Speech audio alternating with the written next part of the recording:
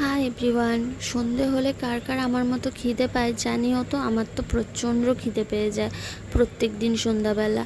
So আমি এখন রান্না করছি পাস্তা। তো তোমরা পাস্তা রান্না করতে সবাই জানো। সো দেখো আমি কিভাবে করছি। প্রথমে আমি ভালো করে জলটাকে ফুটিয়ে এতে একটু সামান্য নুন দিয়ে দেবো, তারপর পাস্তাটা দিয়ে। আর হ্যাঁ, জলে সামান্য একটু তেল দিও, এতে পাস্তাটা সেদ্ধও ভালো হবে আর গায়ে গায়ে লেগেও থাকবে না। দেখো, আর সঙ্গে কী কী লাগে তোমরা তো জানোই। পেঁয়াজ কুচি, গাজর কুচি, একটু টমেটো, লঙ্কা, ধনেপাতাটা ডেকোরেশনের জন্য। আর ডিম দিতে ভুলে যেও না, যেটা আমি গেছিলাম।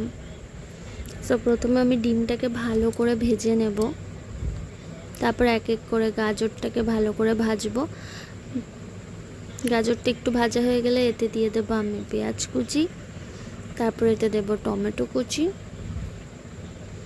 তারপরে সামান্য স্বাদ মতো লঙ্কা, তারপরে ভালো করে নুন আর হলুদ দিয়ে এটাকে নাড়াচাড়া কিছুক্ষণ করব, যতক্ষণ না একটু ভাজা হচ্ছে। তারপর যখন এটা হালকা ভাজা হয়ে যাবে তখন এতে আমি দিয়ে দেবো ভেজে রাখা ডিমটা।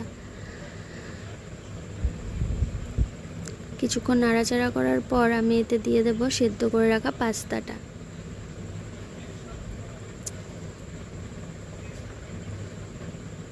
তারপর সস দিয়ে এটাকে আরেকটু নাড়াচাড়া করে আমার রেডি হয়ে গেল পাস্তা। সো আমি তো খেতে চলে যাচ্ছি।